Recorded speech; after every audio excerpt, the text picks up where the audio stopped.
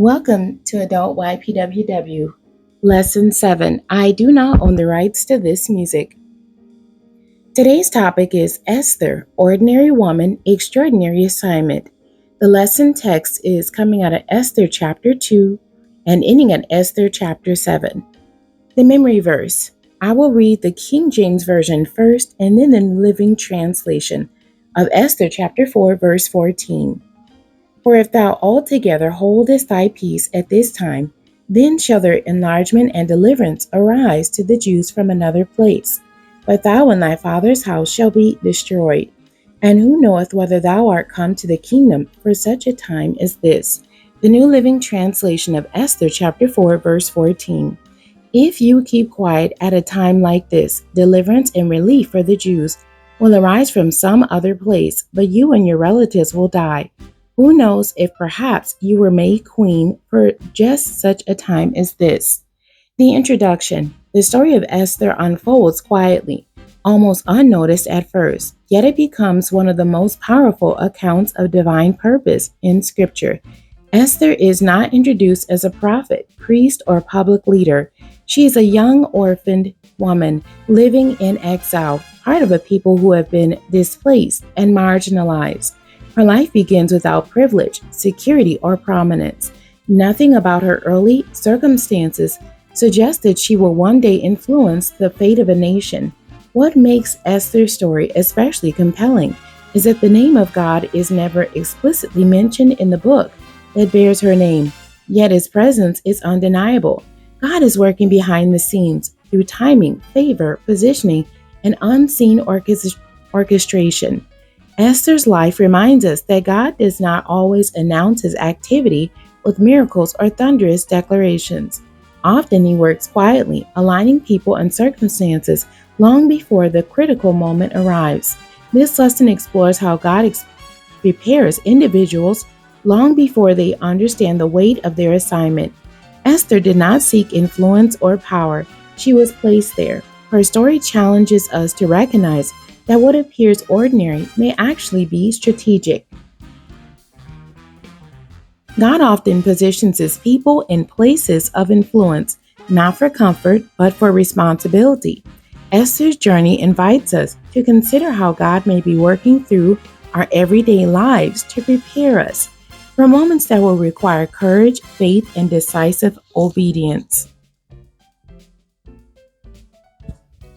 The discussion. Esther's journey begins in obscurity. As an orphan raised by her cousin, Mordecai, she lives a life shaped more by survival than ambition. When she is taken into the king's palace as part of a royal selection process, she does not campaign for prominence or assert her identity. Instead, she follows counsel, remains humble, and submits to the process unfolding around her.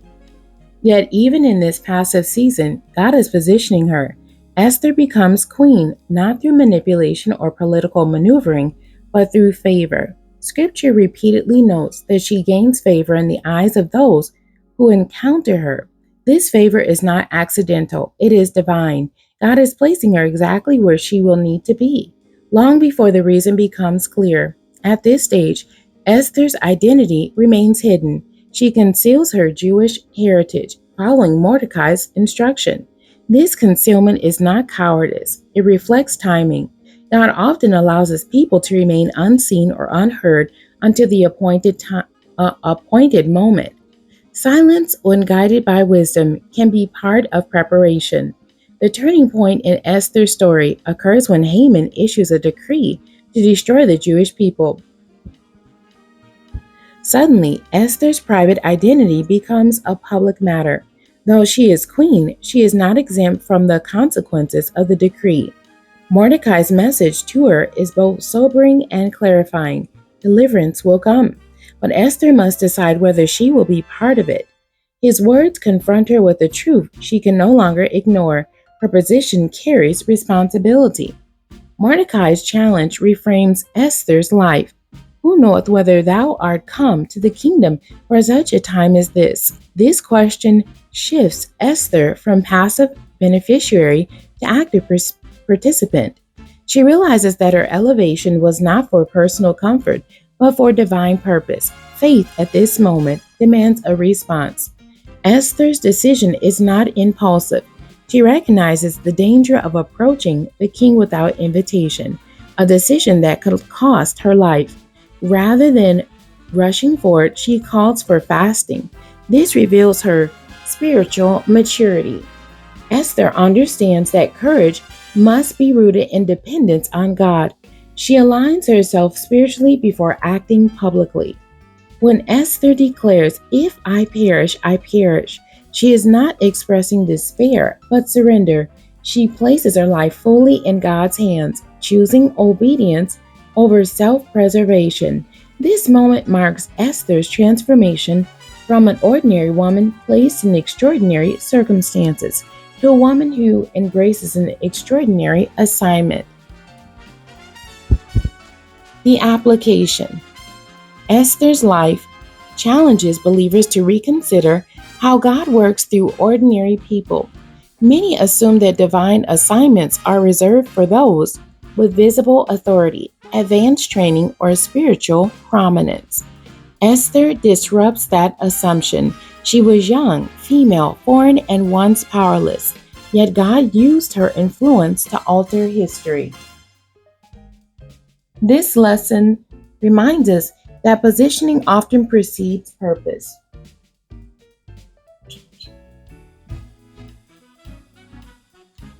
God may place us in environments that feel unrelated to spiritual calling, workplaces, families, communities, or leadership roles that appear ordinary. Yet those spaces may become platforms for divine intervention when the moment arrives. What feels routine today may become critical tomorrow.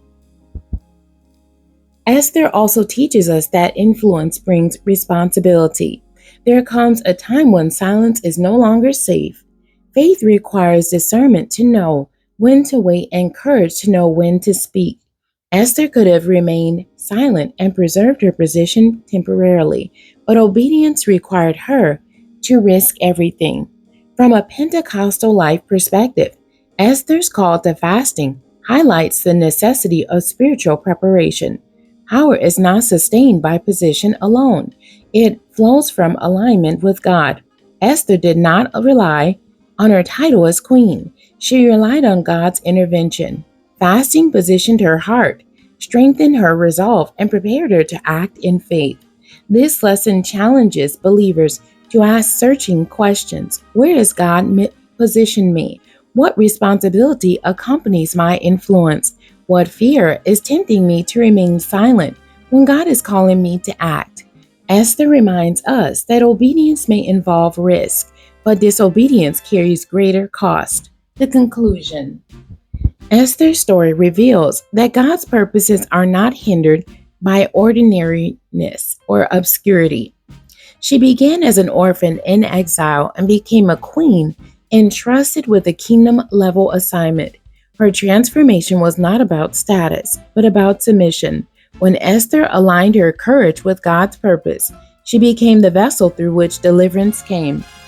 This lesson assures us that God is always at work, even when His name is not spoken and His presence seems hidden. He positions, prepares, and empowers His people for moments that matter. Esther's obedience did not simply preserve her own life, it saved a nation and reshaped history. Ultimately, Esther stands as a testimony that God places ordinary people in extraordinary positions so that His power, not their ability, will be revealed. When God assigns purpose, He also provides courage. Ordinary lives become extraordinary when they are surrendered to God's will. When we say yes to God, even in fear, He uses our obedience to accomplish far more than we could ever imagine.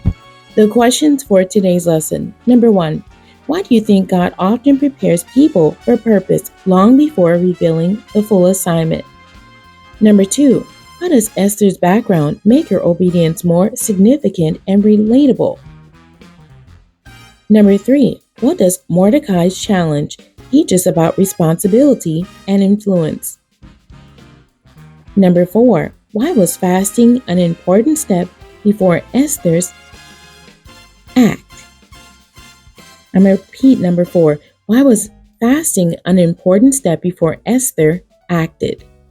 Number 5. In what ways might God be calling you to step beyond silence into obedience?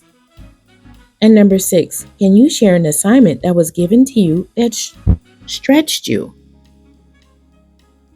The end. God bless you and thank you for joining me today.